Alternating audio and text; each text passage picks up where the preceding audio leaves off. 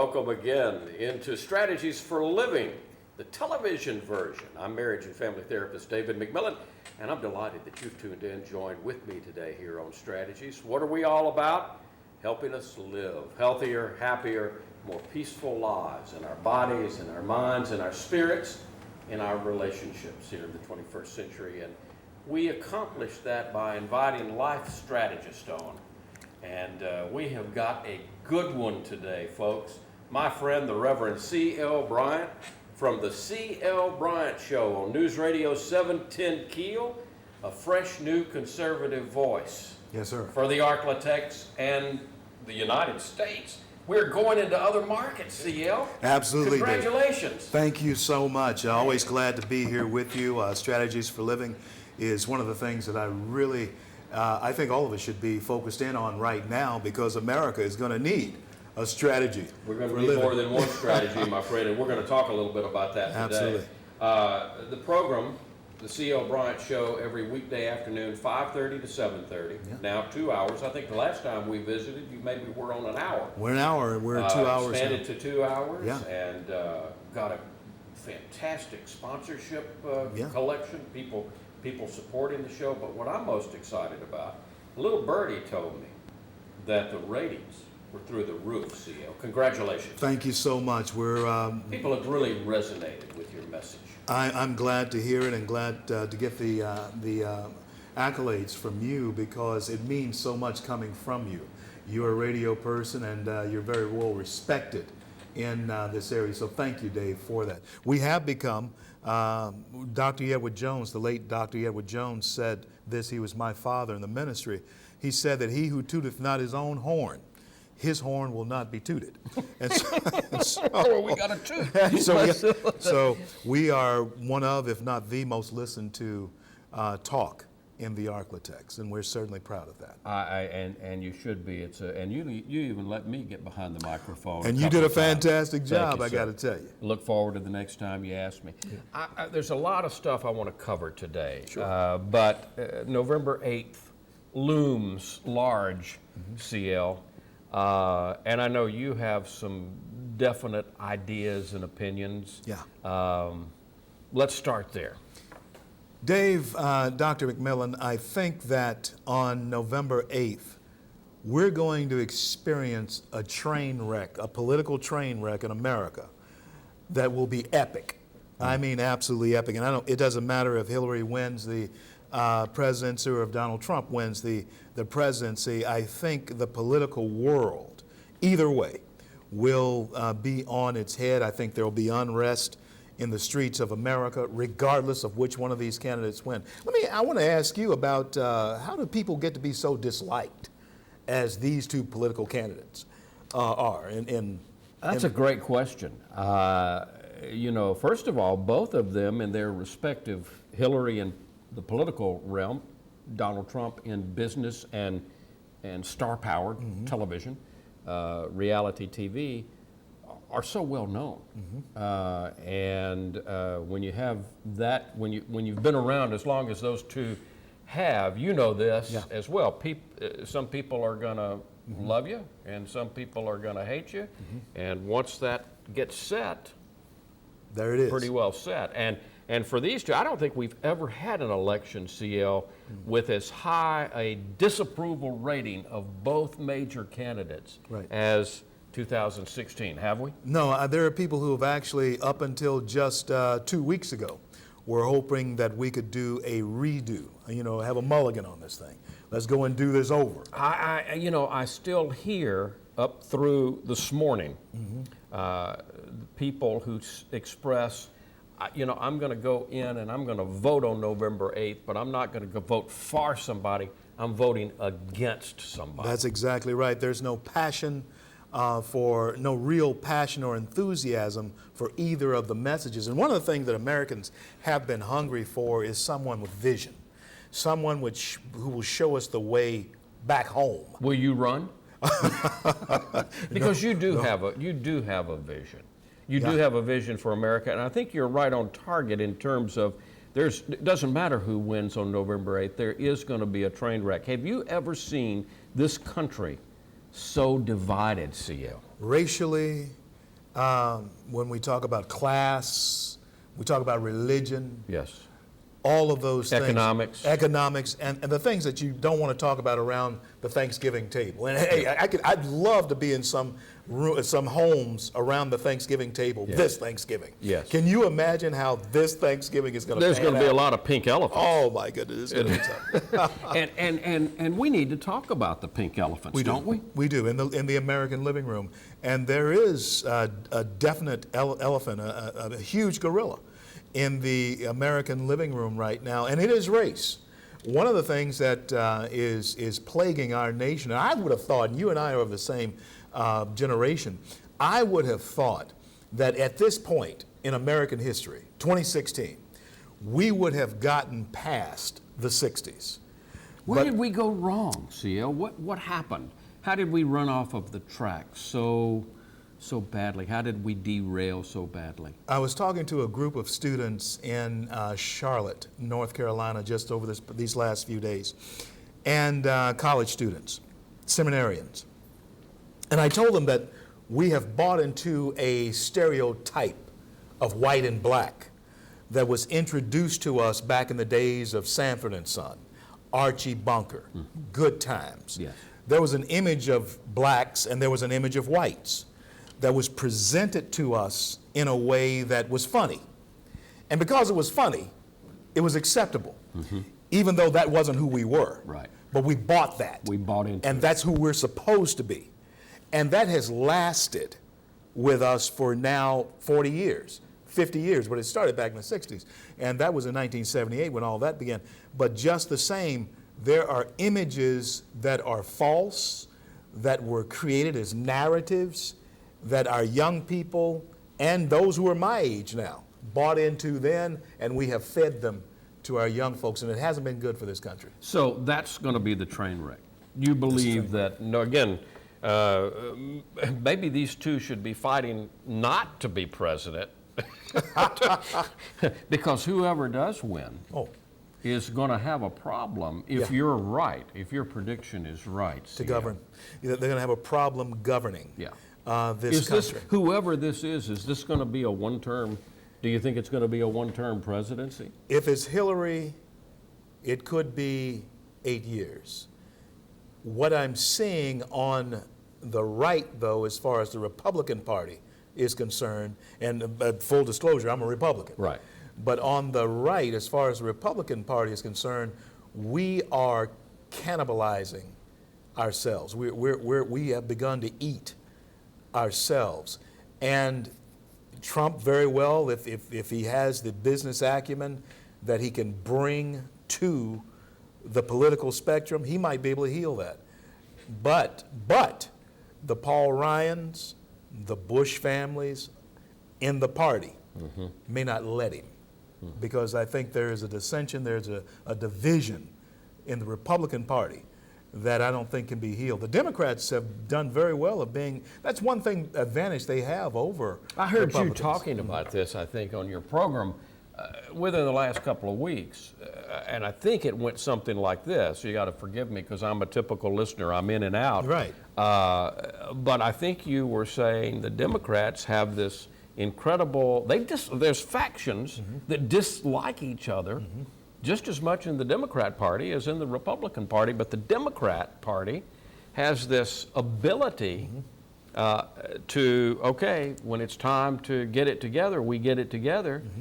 And when the fight starts, when we the all fight rally. actually starts, and I was a Democrat, I know you former were. president of the NAACP in Garland, Texas, so I've seen both sides of the street.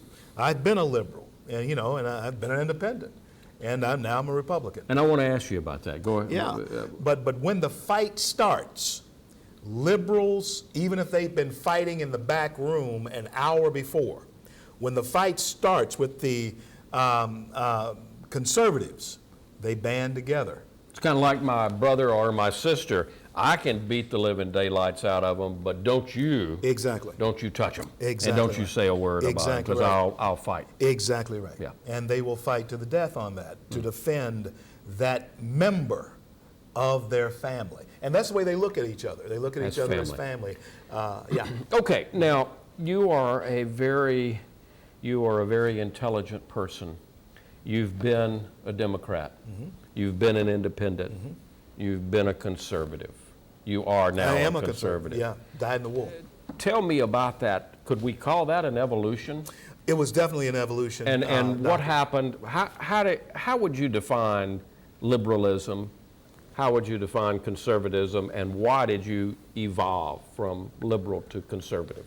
In discovering oneself, and you being the type of doctor that you are, and your field of discipline, in discovering oneself, if you find your purpose, then you have to compare that purpose to what you have been told you are. You may not be that once you discover who you are. Right. But then there's this person you've been told you are. Right. And so they may not coexist. When I was president of NAACP, I found out that what I was being told I should be was not in line with my core values of who I was. So you had this conflict of my blackness, and then I had this conflict of my political party. And so I want to talk to you about that. Yeah, I think this is fascinating. And again, this is one of the reasons that the C.L. Bryant Show, I think, is doing what it's doing, because I think people are resonating with you as a person, your evolution. And I don't think that's just going to be here. My prediction is you are the future. I think people are worn out on the, with all due respect to the Rushes and the Seans, and I think people are worn out by that divisiveness. I want to talk to you about that when we come back. C.L. Bryant is our life strategist today here on Strategies for Living. We've got much more to learn from him as we continue. Stay with us. Comfortable about where we're going? Okay, let's go. Let's go there. Photography major. I decided to go to BIPSI because they have the mass communication program that I wanted, and also it's very affordable.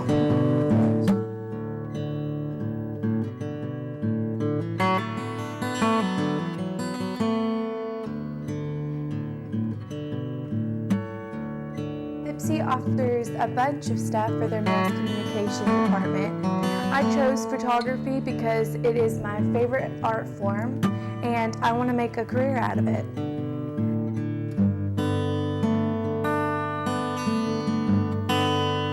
Bossier Parish Community College has a studio for their portrait photographers where you can bring in your subjects and control the lighting and the background so that you can get more studio quality images.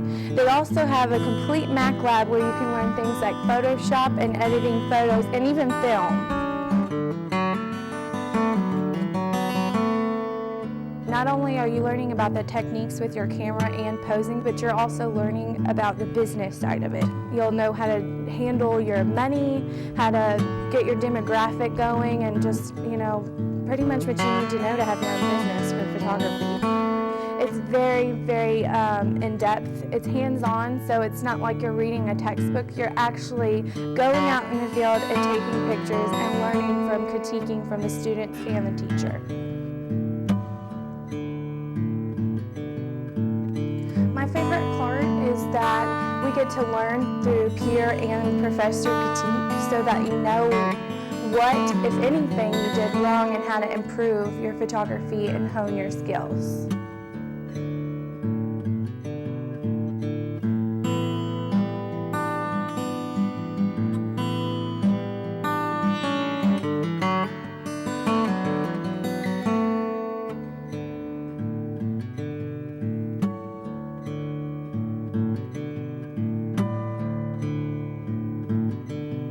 I've come a long way. As you can see, I'm having a gallery. This is my first one. This wouldn't have been possible without BIPSI. I've learned so many techniques in how to pose people, how to just be into the business of it all.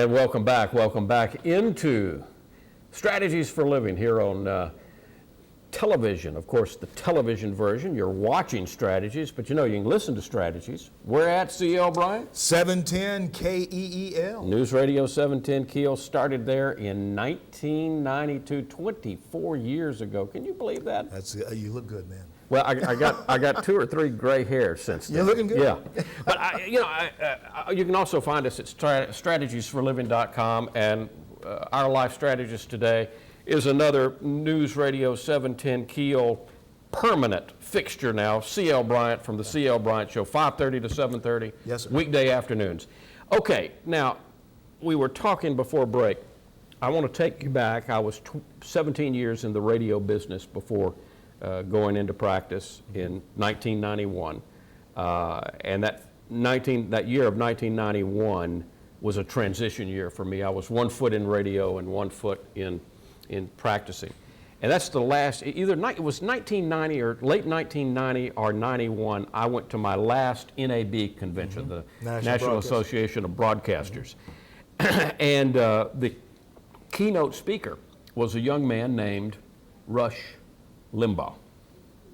Now, I did not buy the ticket to eat the rubber chicken, but I stood at the door and listened to some of Rush's comments. And one of the things that he said, I'm not sure that he would make a speech like this today. He said to that room of broadcasters, he said, I know what I am and I know what I'm not. And he said, I'm not a news person, I'm an entertainer. He said, I don't care whether people love me or hate me. I want them to listen to me. Right.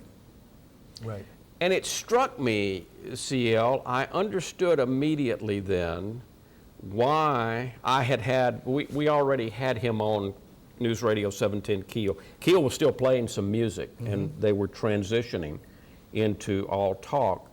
And I would occasionally listen to this new voice, Rush Limbaugh, and I had a strange kind of reaction to him. If I listened more than 5 or 6 minutes, my head would start swimming. And I'm not sure what that's about, Reverend. Maybe I need to talk to you spiritually about that. But after listening to him, you know, I think it came clear, well, okay, I'm thinking this guy's one thing, but he's saying he's something else. Right. Rush. How does that play into what we're talking about and about this? Because there's no question that Rush and all of the cadre of people who have come after him, the O'Reillys and the Hannitys and the Levins and all have outrushed Rush. Oh, they definitely have. Yeah. And however, Rush still sits on his kingly throne. Oh, sure, he's still king of the ratings. As far as that's concerned. Around that same time, I was in the pastoral ministry in Tampa, Florida, and Bill Clinton was running for president. Yes. And Rush, I was flipping through the dials, came across a guy named Rush, and I do give him credit for the transition that I made, and I've told him this. And he got your attention.